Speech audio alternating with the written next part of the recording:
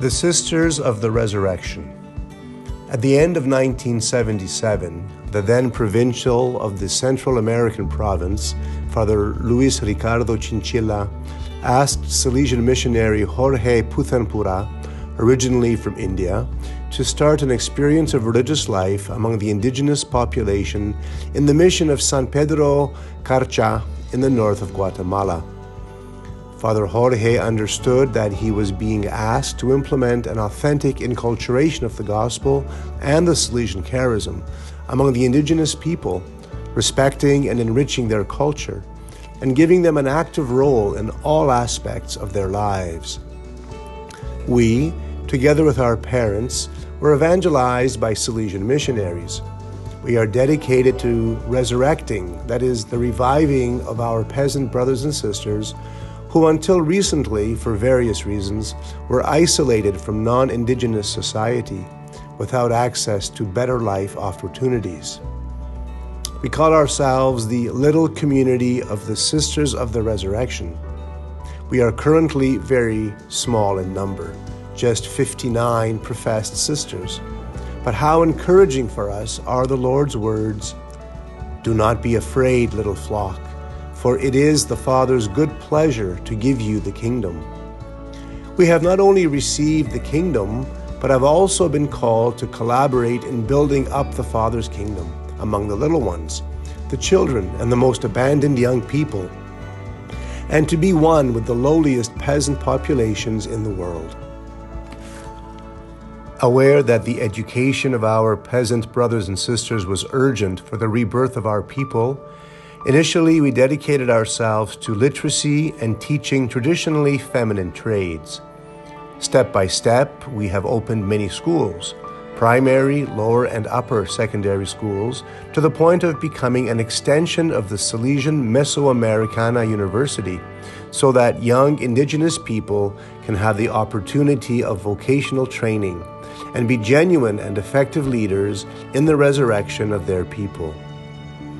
Thousands of children are receiving a systematic 7-year program of catechesis. Thousands of youngsters are preparing for confirmation.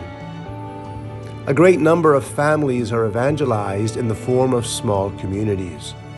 Young people already confirmed in the faith and marked by the fortitude of the Holy Spirit have set out to be missionary disciples of Jesus and are playing an active part in the missionary activities of an outgoing church. Pope Francis's invitation to live our faith in a church that goes forth was nothing new for us.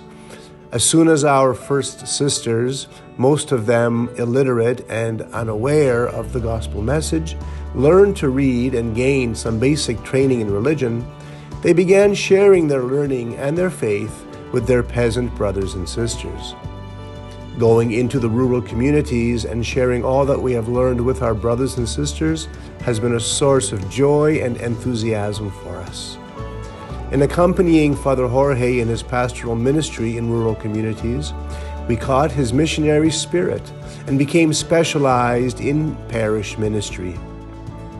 We put young people at the heart of all our pastoral work. We form a network of teams of evangelizers and catechists of children, adolescents, and young people, and we gather families into small faith communities which assume responsibility for their own evangelization. We form and prepare the young as formators of youth leaders, so that children, youth, and families may constantly deepen their commitment to evangelization, catechesis, and the mission of the laity. The result has been impressive. A multitude of young people from 17 years of age and up, confirmed in their faith with the outpouring of the Holy Spirit, have become active and enthusiastic young leaders in their communities, rejuvenating the face of the Church, the mother of our faith, as Father Pascual Chavez told us.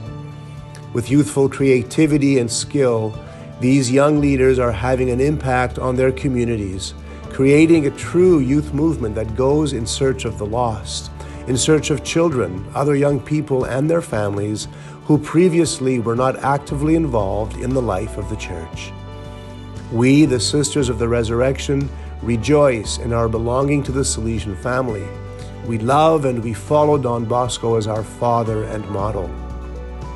Filled with gratitude and deep humility, we believe that in our geographical setting, we are the children of America's indigenous peoples whom Don Bosco dreamed about, and as Father Pascual Chavez said in a letter to our mother, it is beautiful and very encouraging that Don Bosco dreamed of you on January 31st, 1885.